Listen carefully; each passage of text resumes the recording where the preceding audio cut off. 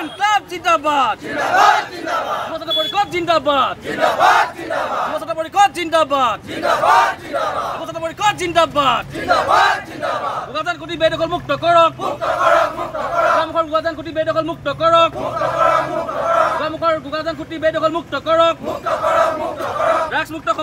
সমাজ গঢ় ব্যৱস্থা কৰক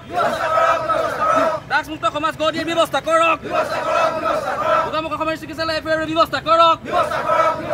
গোগামুখৰ অসামৰিক চিকিৎসা খনিৰ এফআইআৰ ব্যৱস্থা কৰক ইনকলাব জিন্দাবাদ ইনকলাব জিন্দাবাদ আমাৰ দাবী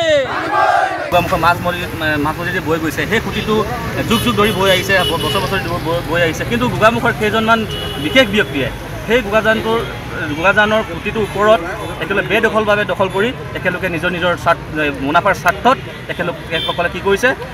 ব্যৱসায় প্ৰতিষ্ঠান হওক বা ঘৰ নিৰ্মাণ কৰা পৰিলক্ষিত হৈছে আমি আৰু এটা কথা আমি শুনিবলৈ পাইছোঁ তেখেতসকলে সেয়াই কৰাই নহয় চৰকাৰীভাৱে থকা গোটেই খুঁটিটোত তেখেতলোকে কি কৰিছে ব্যক্তিগতভাৱে ম্যাদীকৰণ কৰাৰ ব্যৱস্থা গ্ৰহণ কৰিছে এইটো অতি দুৰ্ভাগ্যজনক কথা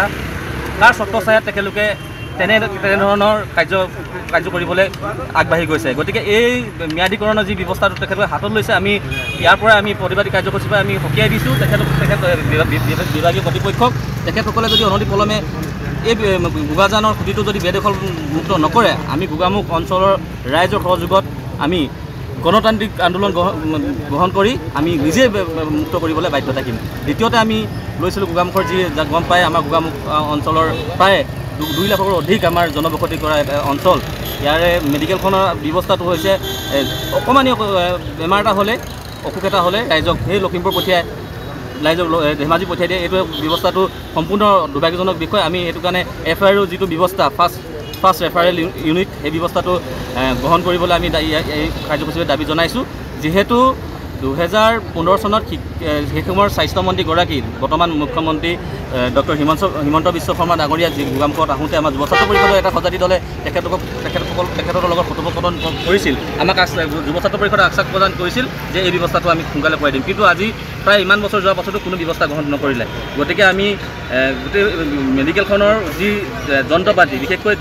বিভিন্ন ধৰণৰ যন্ত্ৰপাতি আছে মেডিকেলখনত কিন্তু উপযুক্ত ডক্টৰ নাই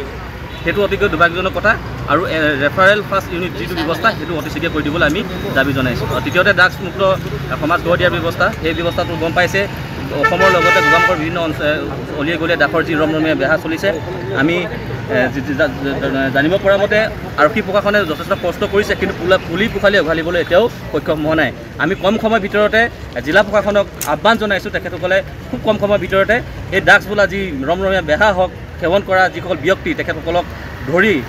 উচিত শাস্তি প্ৰদান কৰি এই ড্ৰাগছ বোলা বস্তু পুলিয়ে পোখালি উঘালি দিবলৈ আমি আজি এই প্ৰতিবাদী কাৰ্যসূচীৰ পৰা দাবী জনাইছোঁ